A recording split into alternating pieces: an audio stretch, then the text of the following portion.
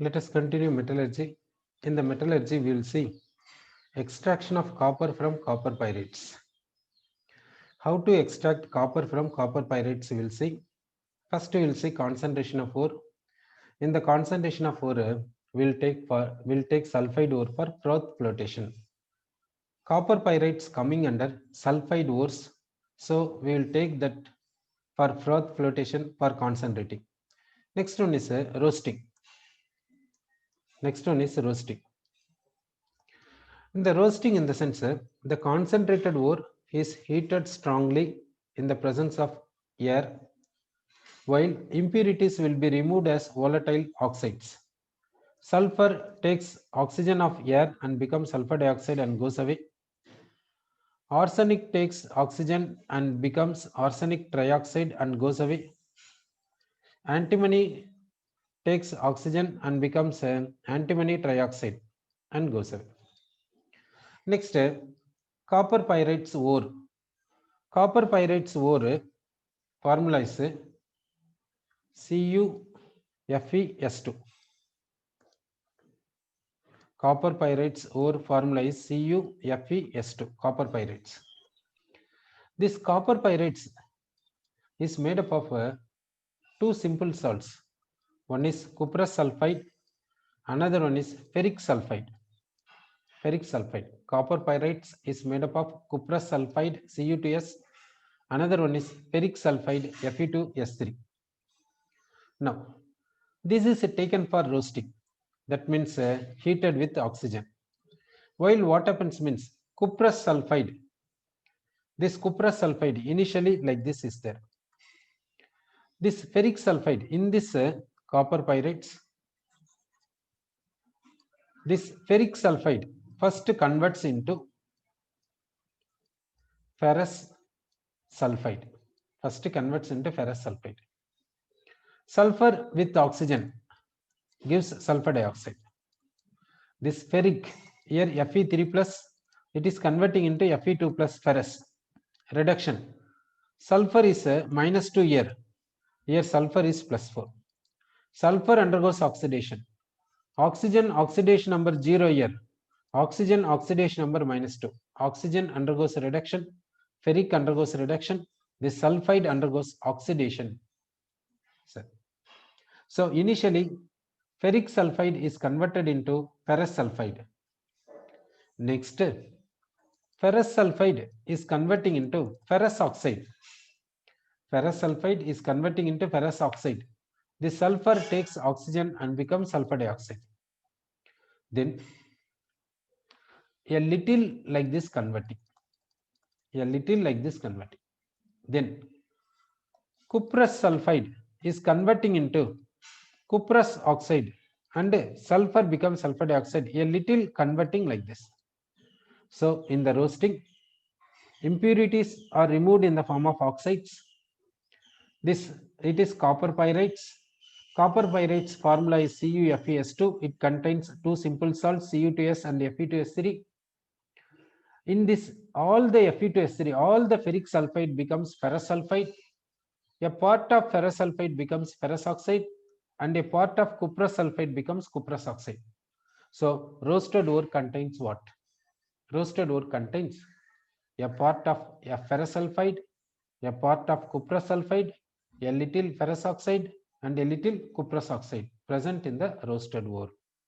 Next, the roasted ore is taken for smelting. The roasted ore is taken for smelting. Okay. Now we will take this roasted ore. This roasted ore contains mainly ferrous sulfide, cuprous sulfide, little ferrous oxide, little cuprous oxide present in the roasted ore. To this, coke is added, which act as a fuel. Next, silica is added, which act as flux. Silica is added, which act as flux. Then it is then hot air is passed over it. Hot air is passed into this. What happens means this coke burns with hot air and provides a necessary temperature. Now this ferrous sulfide with this cuprous oxide becomes ferrous oxide and cuprous sulfide. That means this ferrous sulfide, this cuprous oxide becomes ferrous oxide and cuprous sulfide. This indicates that iron has higher affinity with oxygen than sulfur. Next, remaining ferrous sulfide with air oxygen becomes ferrous oxide, sulfur becomes sulfur dioxide. Remaining ferrous sulfide with oxygen, this Fe with oxygen gives ferrous oxide, sulfur with oxygen gives sulfur dioxide. This produced ferrous oxide with this silica becomes slag, FeSiO3 slag. This slag can be removed. Now the resultant matter is called copper matte. The resultant matte is called copper matte.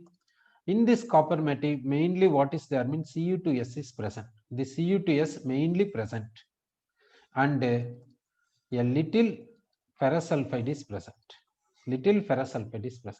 That means in the smelting process, mainly we are removing ferrous sulfide. We are concentrating this roasted ore into cuprous sulfide. Sorry, from the roasted ore, we have removed ferrous sulfide in the form of ferrosilicate. Now the resultant is called copper matte. This copper matte mainly contains cuprous sulfide and a little ferrous sulfide. Okay, this copper matte is taken for next process called besimerization. It is taken for besimerization. In the besimerization, this copper matte is mixed with the silica in order to remove that a little ferrous sulfide. Then hot air is passed into this. What happens means this contains a little ferrous sulfide that is converting into ferrous oxide. All the ferrous sulfide is converting into ferrous oxide. This ferrous oxide combines with this silica and becomes slag ferrous silicate, which can be removed. Then this copper matte mainly contains cuprous sulfide. In that part is converting into cuprous oxide. Sulfur is converting into sulfur dioxide. The remaining cuprous sulfide and this cuprous oxide undergoes auto oxidation to give copper. Sulfur and oxygen become sulfur dioxide. So we got copper. This copper is in molten state. This molten copper on solidification becomes a solid copper. This solid copper is having many holes. Therefore, it is called a blister copper. Why it is having many holes? Because during solidification, sulfur dioxide gas is escaping. When it is escaping, it is making holes and escaping. Therefore, solid copper is having many holes. Therefore, the solid copper is called blister copper. It is taken for electrolytic refining and we are getting pure copper. So this on electrolytic refining, we are getting pure copper, we are saying. In this way, copper pyrites are converted into copper. Next method, low grade copper ores we will take. We are taking low grade copper ores. This low grade copper ores, from that we are extracting copper by the method called hydrometallurgy. So low grade copper ores, from that we are extracting copper by which method? In the sense hydrometallurgy. So low grade copper ores that will take, that is Cu2S. Low grade copper ores contains Cu2S. Low grade copper ores means here percentage of copper will be low. This low grade copper ores will be exposed to atmospheric air. It is slowly undergoing oxidation and becomes copper sulfate. During raining time, it dissolves and becomes copper sulfate aqueous solution. So we are collecting this aqueous solution of copper sulfate. From this, we are getting copper. How to get copper? In the sense, this copper sulfate contains copper ion. That copper ion we are taking for reduction and we are getting copper. How to convert copper ion into copper? One method is passing hydrogen gas. Next method is adding iron, otherwise adding zinc. By any one of out of these three processes, we can convert copper ion into copper. First, we will see with hydrogen.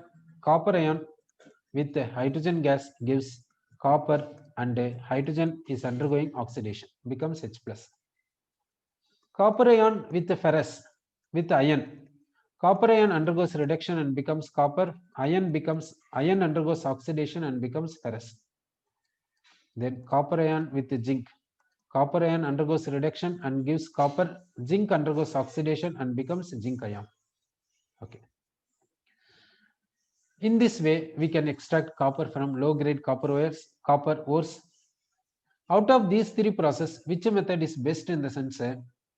This method is best out of these two because zinc is more reactive than iron. Therefore, we can use this method. But another drawback is zinc is costlier than iron. Now, this method is called hydrometallurgy because this is taking place in aqueous solution. That's why it is called hydrometallurgy, we can say. Next, how to extract copper from malachite, that we'll see. How to extract copper from malachite. We'll take malachite, that is CuCO3 dot CuOH twice. It is taken for calcination. Calcination means heating the ore in the absence of air. It is copper carbonate becomes copper oxide and carbon dioxide. Copper hydroxide becomes copper oxide and water.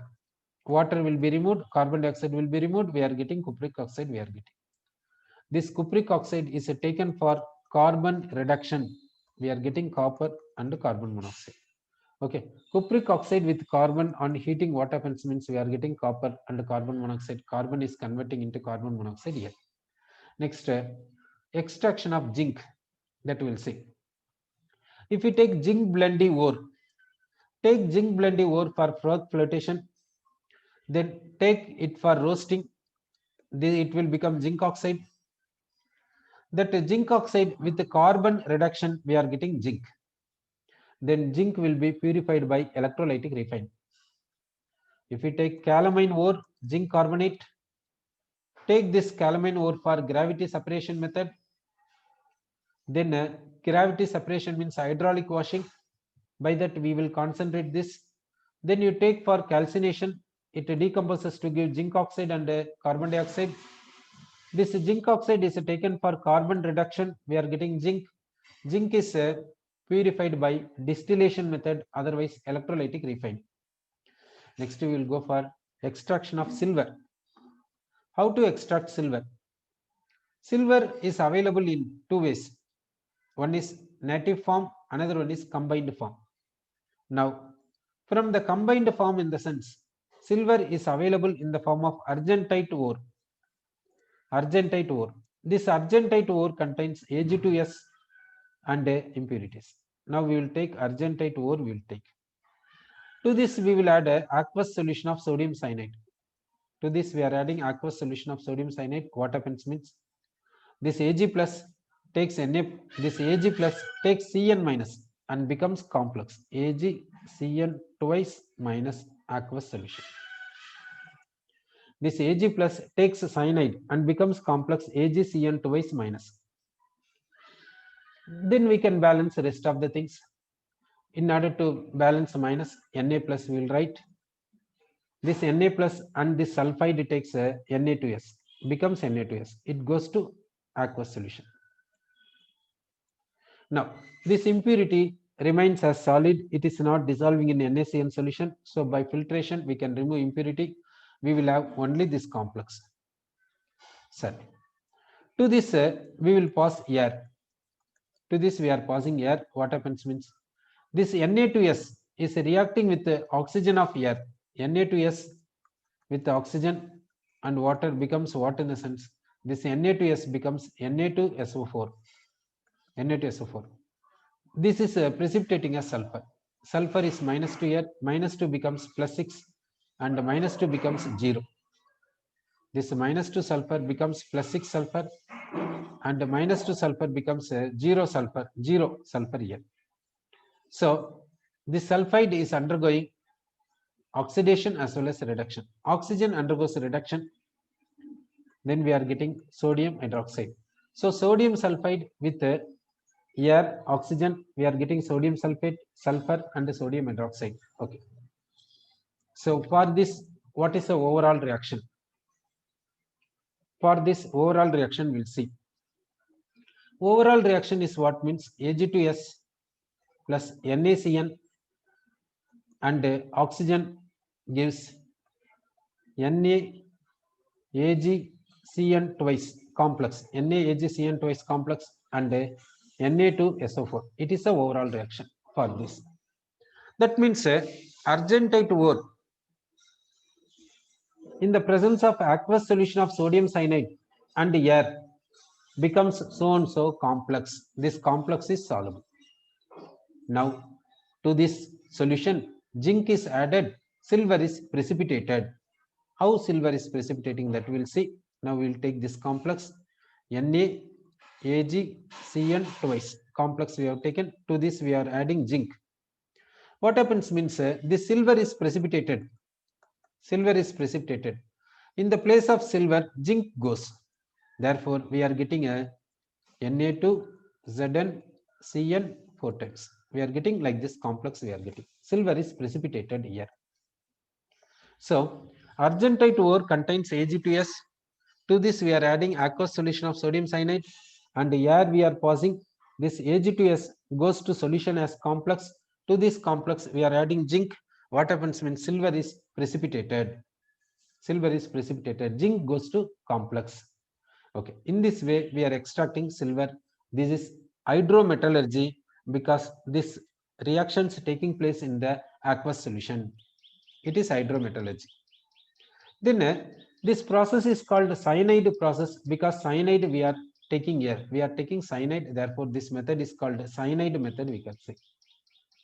In this method, we are removing impurity. Therefore, it is also called concentration. So, we can say this is as leaching method. This step is leaching.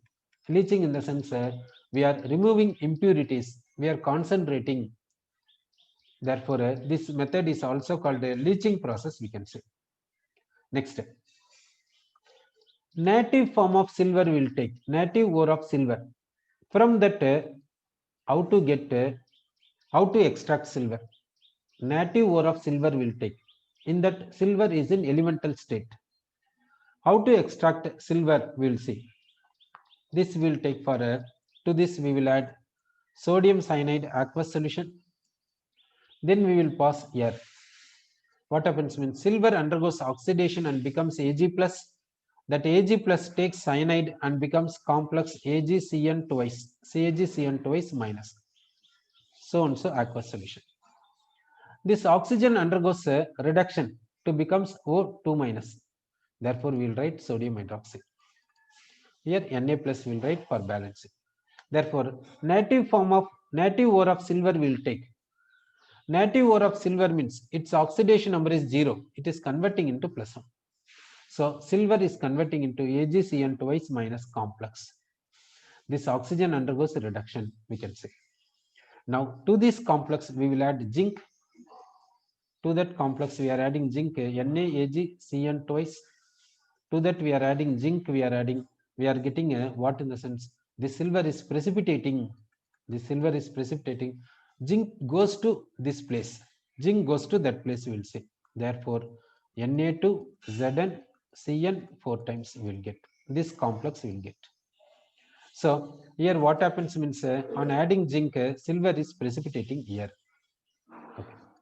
So, this method is called a cyanide process because we are using cyanide, and this process is called hydrometallurgy because it is taking place in aqueous solution. Here, native form of silver, from that we are extracting silver by removing impurity. In the same way, gold. In the place of silver, gold we can use. Suppose, how to extract gold from native ore of gold, that we'll see. In the place of Ag, you write Au, that's all. In the place of Ag, you are writing Au. Here also Au, here also Au, here also Au, that's all. Next, we will see extraction of tin from tin stone. From tin stone, how to extract tin? So tin stone will take, that is SnO2. This will be taken for gravity separation or magnetic separation for concentration. Then we will take this for reduction with the carbon. What we are getting means tin and carbon monoxide we are getting. Carbon monoxide gas escapes away. We are getting tin. This tin will be purified by liquefaction. By liquefaction method, tin will be purified. Then how to extract lead from galena, that we'll see. How to extract lead from galena, that point we'll see. We will take galena, that is PBS. It is taken for froth flotation method. By that method we can remove impurities. Then we will take for roasting. On roasting, this PBS is converting into PBO. This PBS is taken for roasting to what extent means half extent. That means we will allow part of PBS to convert into PBO. How to allow? When part of PBS converted into PBO stop passing oxygen, then remaining PBS will not convert into PBO. Okay, then the remaining PBS and this PBO undergoes auto oxidation and gives PB. So we will get a lead like this. So what we are doing in this roasting, in the sense, we will allow the PBS to convert into part PBO. Part of PBS is converting into PBO. Then we are stopping passing oxygen. Then what happens means remaining PBS and PBO undergoes auto oxidation and gives lead. So in this way we are preparing lead. Otherwise, we can convert PBS completely into PBO. Then this plumbous oxide is taken for carbon reduction and we are getting lead. Like this, we can extract lead. In this way, we are extracting lead. Next, we will see extraction of magnesium. How to extract magnesium, we will see. We are taking cornellite ore. We are taking cornellite ore. Cornellite ore contains KCl MgCl2.6H2. This cornellite ore first is taken for calcination. On calcination, 4 water molecules will be removed. So remaining KCl MgCl2.2H2. Dihydrate we are getting. We are getting dihydrate. To this dihydrate, we are passing dry HCl gas and it is heated to 350 degrees Celsius. The water molecules also evaporating away. Therefore, evaporating away in the sense HCl is absorbing these water molecules and we are getting KCl.MgCl2. Anhydrous salt we are getting. We got anhydrous salt, KCl.MgCl2. Anhydrous salt we got. Then it is taken for electrolytic process. In the electrolytic process, we are taking a ion tank. We are taking what, in the sense ion tank we are taking. This ion tank we are connecting to cathode. It is connected to cathode. Then we are taking this electrolyte, this molten KCl MgCl2 we have taken. Molten KCl MgCl2 we have taken as electrolyte. Here we are keeping graphite rod which act as anode. This graphite rod act as anode. Then we are keeping diaphragm. We are keeping diaphragm. We are keeping diaphragm. We are keeping. Then we are closing this. We are closing this one. Okay. Now it is going for electrolytic process. In the electrolytic process, Mg2 plus takes 2 electrons and becomes Mg. Then Cl minus loses electron and becomes Cl2. We are getting like this. So at anode we got Cl2 gas. At cathode we are getting magnesium. So this magnesium is having lesser density than this electrolyte. Therefore, magnesium is floating. Magnesium is floating over this electrolyte. This should not be in contact with the air. If it is going for contact with the air, it will react with oxygen and nitrogen and becomes magnesium oxide and magnesium nitride. To avoid that, here air contact will not be there. Like that we have to see. Air contact should not be there. Like that we have to take care. So how to take care that, in the sense, by passing hydrogen gas, otherwise coal gas. By passing hydrogen gas or coal gas, we can remove if any air present here. Then magnesium can't be in contact with the air or oxygen. Therefore, it is not allowed for reaction with the air. So in this way, we are preparing magnesium. Okay. Next, why we are taking dry HCl gas?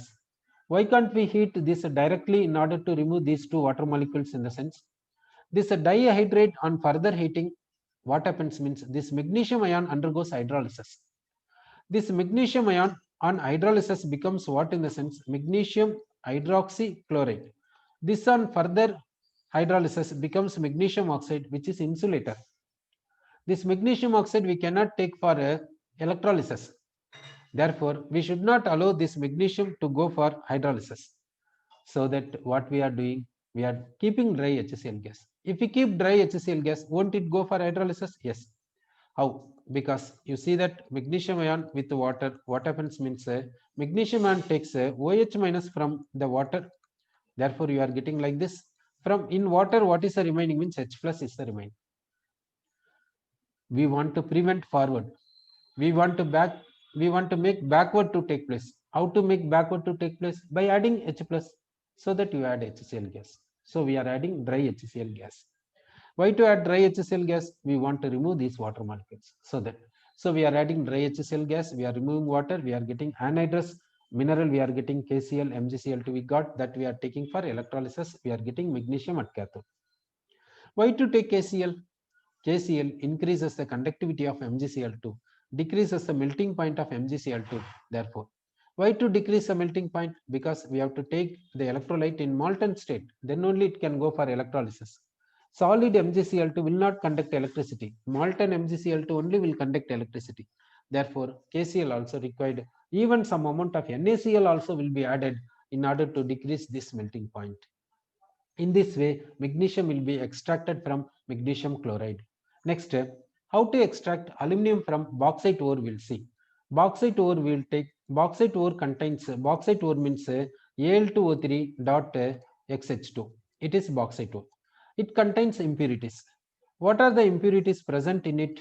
The impurities is ferrous oxide, ferric oxide, and silicon dioxide, titanium dioxide, and etc. So in the bauxite ore, so and so impurities are present. So take the bauxite ore for a concentration. What is the concentration means? First roasting. In roasting, what happens means ferrous oxide is converting into ferric oxide. Ferrous oxide is converting into ferric oxide. Then to the roasted ore, add sodium hydroxide. To the roasted ore, we are adding sodium hydroxide and water. Then it is heated, high pressure is provided. What happens means here alumina dissolves in sodium hydroxide.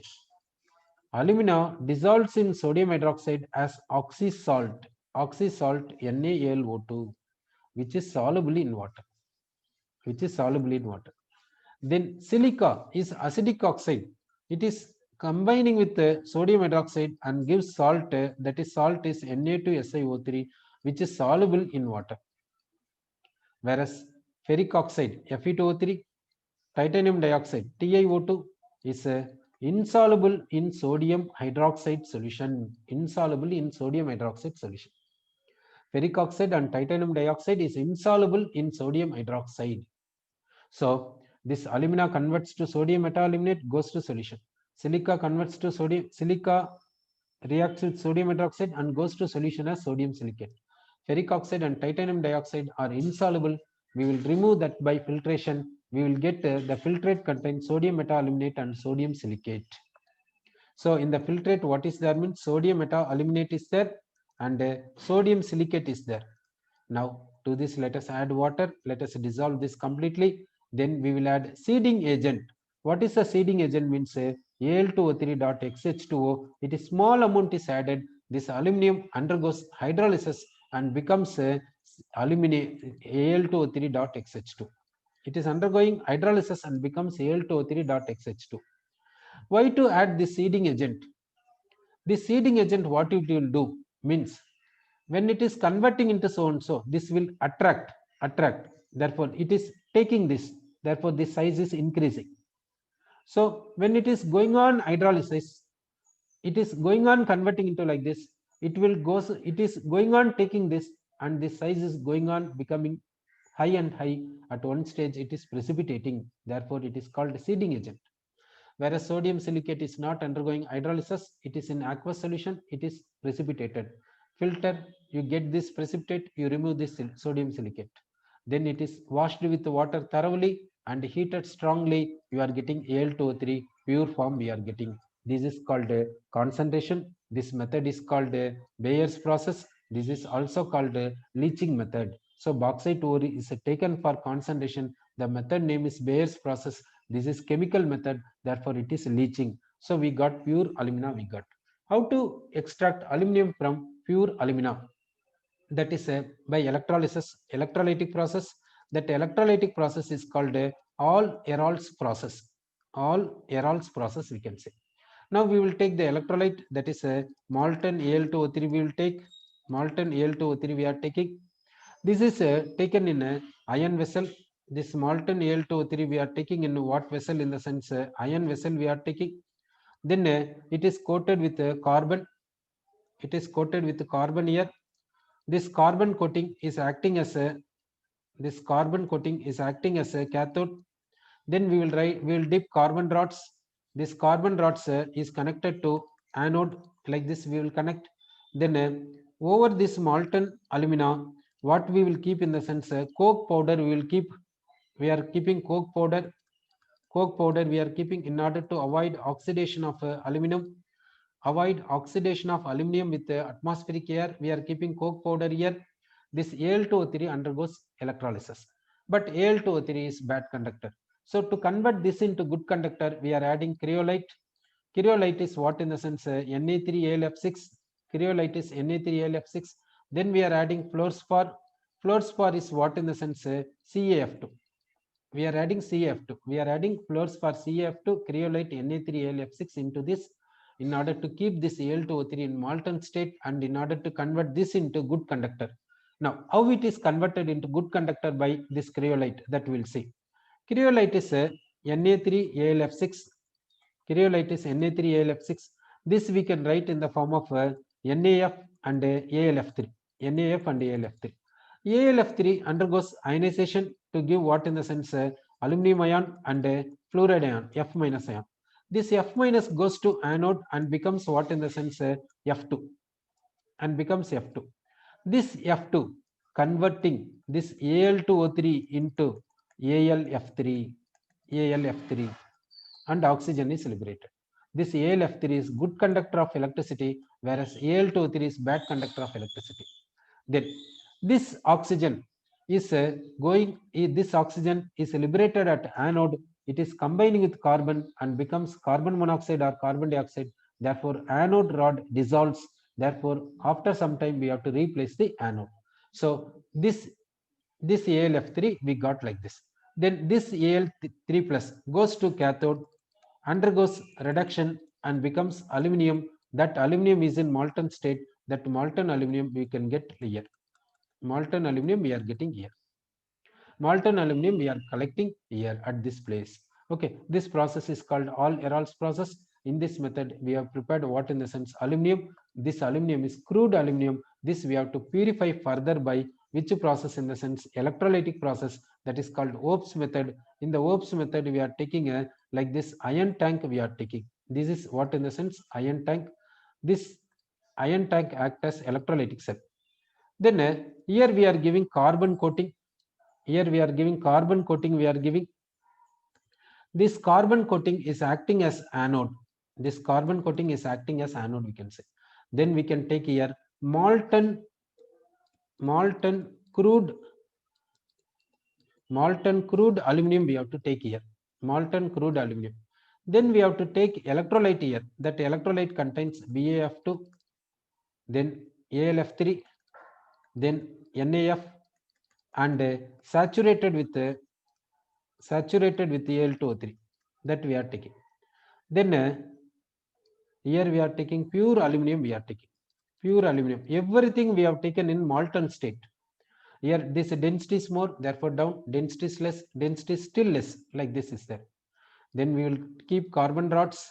This is connected to what in the sense cathode. Then this molten crude aluminum In order to bring here, we will keep a funnel here like this. We are keeping funnel here like this. So we are taking a molten crude aluminum, we are taking here. Molten crude aluminum, we are taking like this, we are adding, it is coming like this. Here, what is the electrolytic process takes place? This crude aluminum, from here aluminum goes to anode. This aluminum goes to anode, undergoes oxidation and becomes aluminum ion, and 3 electrons lost. This aluminum ion goes to this place. From here aluminum goes to this place, undergoes oxidation, becomes aluminum ion. That aluminum ion comes to this place. Then from here aluminum ion goes to this cathode, goes to that cathode, undergoes reduction and becomes aluminum and depositing here. Therefore, this quantity rises, this quantity decreases.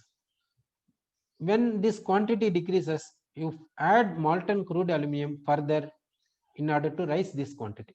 That means what overall process is means from here aluminum goes to anode, oxidizes, becomes aluminum ion, goes to this place and goes to cathode, undergoes reduction and becomes aluminum. So in this way we got pure aluminum. This method is called Opes method. It is also electrolytic process. In this way we are converting bauxite ore into aluminum metal.